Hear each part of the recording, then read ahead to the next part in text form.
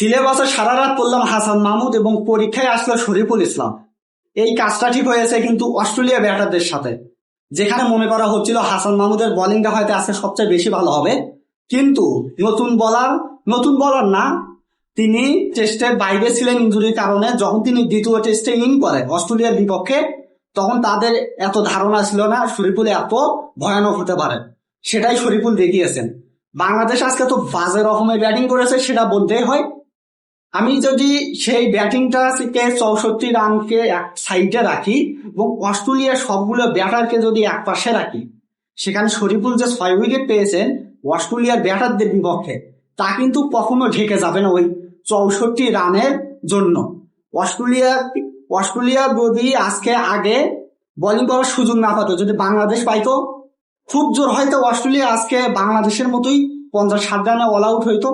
এটা আমার মনে হয়, আপনাদের কেমন মনে হয় জানি না।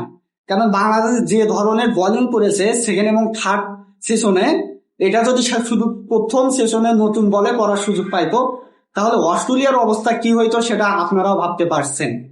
বাংলাদেশ আগে থেকে ব্যাটিং এ একটু দুর্বল, কারণ আমরা জানি বাংলাদেশি বোলাররা যথেষ্ট ভালো বোলিং করে। যেখানে যদি ব্যাটিংরা যেদিন রান করে সেই দিন কিন্তু বাংলাদেশ ম্যাচটা জিতবে। আজকে ঠিক সেই কাজটাই হয়েছে। ব্যাটিংরা 64 রানে অল উইকেট, অস্ট্রেলিয়া মনে হচ্ছিল যে 300-400 এমন একটা রান করে ফেলবে বাংলাদেশের বিপক্ষে। কিন্তু কে বলে, শরীফুল সেখানে আছে, হাসান মাহমুদ আজকে হয়তো উইকেট পায়নি, কিন্তু শরীফুল ইসলাম একাই নিয়ে নিলেন 6টা উইকেট। যেভাবে শরীফুল ইসলাম অস্ট্রেলিয়ার ব্যাটারদের বোকা বানিয়েছেন, যেভাবে এক একটা স্টাম্প নিয়েছেন, এলবিডব্লিউ করেছেন, বিহাইন্ড দ্য কোয়ার্ট দিয়েছেন কিপারে, অসাধারণ একটা ব্যাপার। তার যে খেলা, তার যে বোলিং ক্যাপাবিলিটি, সেটাকে কিন্তু আপনি কখনো ছোট করতে পারবেন না। হয়তো বাংলাদেশের এই বাজে পারফরমেন্সের কারণে আমরা অনেকেই গালি দিয়েছি বাংলাদেশ টিমকে। আমি নিজেও হয়তো বলেছি এত বাজে ব্যাটিং করতে তো হতো না। 4টা প্লেয়ার বাংলাদেশে আজকে ডাক মেরেছে 0 রানে আউট। 4টে প্লেয়ার মিলে যদি 50 রান করতো, বাংলাদেশ যদি আজকে 150 প্লাস একটা রান করতে পারতো, হয়তো খুব সুবিধাজনক একটা অবস্থানে বাংলাদেশ আজকে এই ম্যাচে থাকতো। যেখানে 64 রানের ওয়াল উইকেটে বাংলাদেশ আজকে এই সুবিধাটা কিন্তু পাচ্ছে না। কিন্তু যেখানে আরো বিষয়টা ভয়ানক হতে পারতো, আরো হয়তো বাংলাদেশ সংখ্যার ভেতর থাকতো যে কিরকম তারা কি টেস্টটা আদৌ কি একেবারে হারিয়ে যাচ্ছে। এখন সেই সংখ্যা থেকে মোটামুটি একটু বলা দেখিয়েছে, কারণ বাংলাদেশ যেভাবে অস্ট্রেলিয়ার ব্যাটারদের দিন শেষে 8 উইকেট ফেলে দিয়েছে এবং আর 2টা উইকেট আছে, খুব সম্ভবত সকালে তারা 20 মিনিট টিকতে পারবে না ক্রিজে।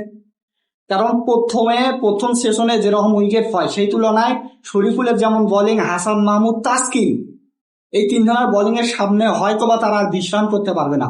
অস্ট্রেলিয়ার লোয়ার অর্ডারের 2জন ব্যাটার, ক্যামেরন গ্রিন হয়তো আছে, কিন্তু তিনি কোনো কাজে আসবেন না আশা করি। এবং যেখানে বাংলাদেশ যদি খুব সকালে 2টা উইকেট নেওয়ার পরে মোটামুটি 350 থেকে 400 রান করতে পারে, এবং যেখানে যদি বাংলাদেশের লিড 250-র মতো দাঁড়ায়, আশা করি বাংলাদেশ ম্যাচটা জিততে যাচ্ছে। অস্ট্রেলিয়া এখন ভয়টা সবই কিনা সেটা অনেক পরের কথা। এখন সেশন বাই সেশন যদি বাংলাদেশ নিজের দেশটা দিয়ে খেলতে পারে প্রথম টেস্টের মতো, তাহলে আশা করি বাংলাদেশ ভালো একটা রেজাল্ট বের করতে পারবে দ্বিতীয় টেস্ট ম্যাচ থেকেও। এবং শরীফুলের বদলতে আমরা খুব একটা আশার আলো দেখতে পাচ্ছি। অস্ট্রেলিয়াকে যেভাবে আমরা আজকে 8 উইকেট নিলাম, অসাধারণ।